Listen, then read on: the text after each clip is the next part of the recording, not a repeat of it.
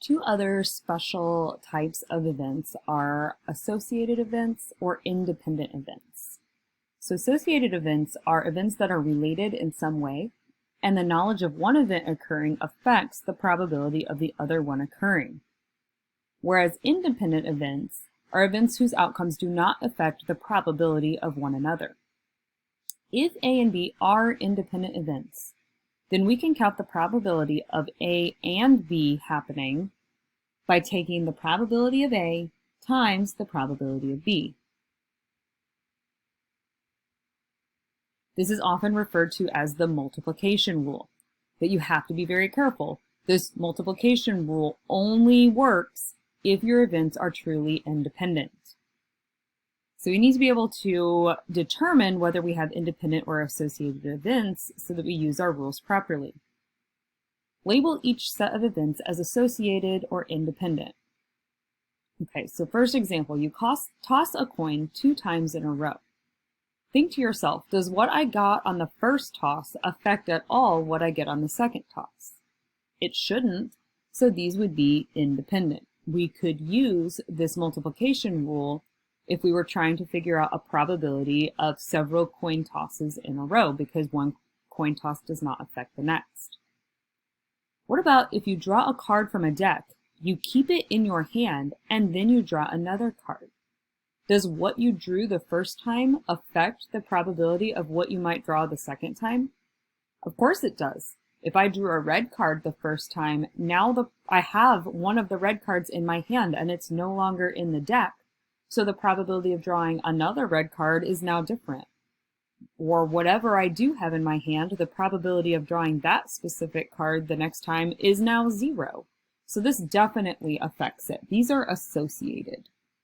So notice, be very careful when you're reading in your problems, whether they say things like you keep it, like if you draw a card and you keep it, or a marble and you keep it, or whatever it might be, or if they say you put it back. If you put it back, then you have independent events because whatever you chose is now back in the options, and so that would still be independent. But if you keep whatever it is, now you have associated events. What about a person's marital status and their hair color? So if you were to know the next person to walk down the hall is married, does that give you any indication of what the probability of a certain hair color would be? I don't think so. So these would be independent. What about a person's age and their shoe size? If you know the age of a person, would that give you some change of opinion about what the probability of a certain shoe size is? Maybe not for adults, but what about kids? Like if you knew that the next person walking down the hall was a 7-year-old child, that would definitely change my thoughts on what the probability of certain shoe sizes are. I would think that a men's size 12 is probably does not have a very good probability, right? So this would be associated. It would change the likelihood of certain probabilities if I knew that first bit of information. Okay, so you are taking a multiple choice quiz. The quiz has 5 questions and each question has 4 possible answers. What's the probability that you randomly guess and get? Okay, so the idea of random guessing, whenever you have that situation, you have no idea what any of the answers are. You're not even reading the questions. So what I guess on the first one, whether it's right or wrong, has absolutely no effect on what I randomly guess on the second one. I have no knowledge of any of these questions. So when you're randomly guessing, this leads to independent events. That means we can use our multiplication rule. So what's the probability you get all 5 questions correct? This is like saying, what's the probability that the first is correct and the second is correct and the third is correct and the fourth and the fifth? This is a giant intersection question where everything is independent. So I can apply this multiplication rule for as many independent events as I may have. In this case, I have 5 of them. So I need to multiply the probability of randomly guessing the first question correct times the probability of randomly guessing the second one correct, and so on and so forth.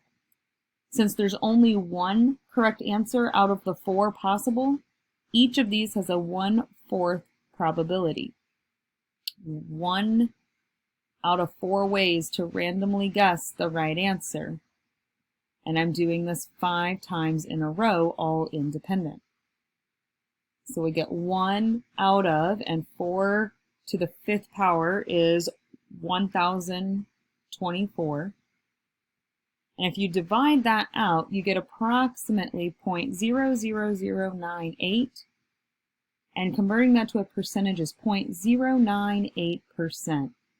You have a 0.098% chance of randomly guessing all 5 of those questions correctly. So not a very good test taking strategy. What's the probability that you'll get all 5 of them incorrect? Okay, so that would be, again, a giant intersection problem, and the probability of getting any one of them incorrect is 3 out of 4. So if we multiply 3 out of 4 by itself 5 times,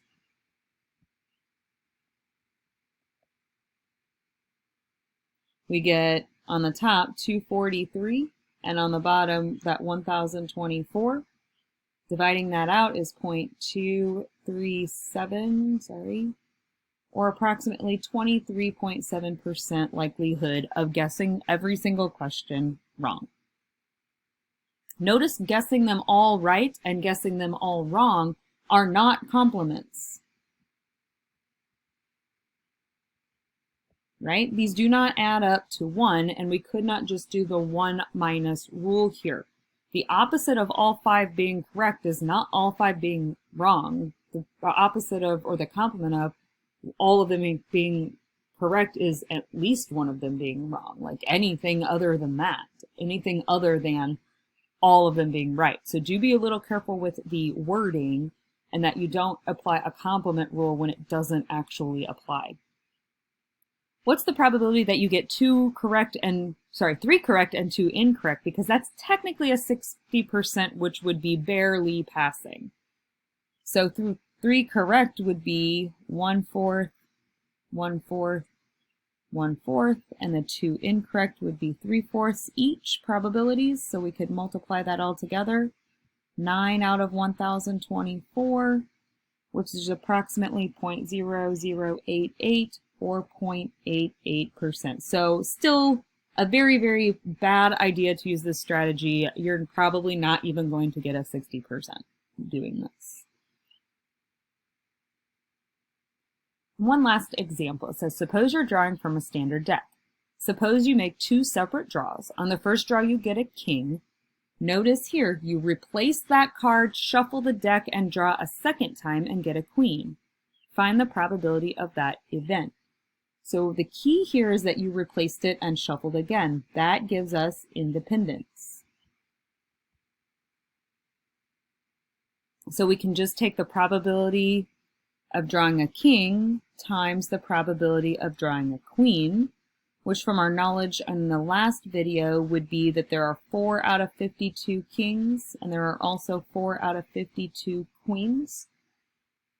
That's the same as 1/13 times 1/13, which is 1/169, or approximately, if we divide that out, 0.0059 or 0.59%. So if you're needing to draw both a king and then a queen, pretty unlikely to happen.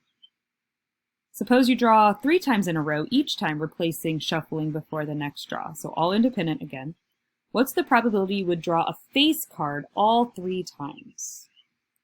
Okay, so probability of face, face, face. Let's see. There are, from our prior knowledge, the probability of drawing a face card is 12 out of the 52, or 3/13. So we're going to do this 3 times in a row, all independent because we replaced and shuffled. That would be 27 out of 2,197, or 0.0123, or 1.23% probability. So that's how you can use that as long as you have independence, that multiplication rule can help you, again, calculate a lot of more intricate probabilities.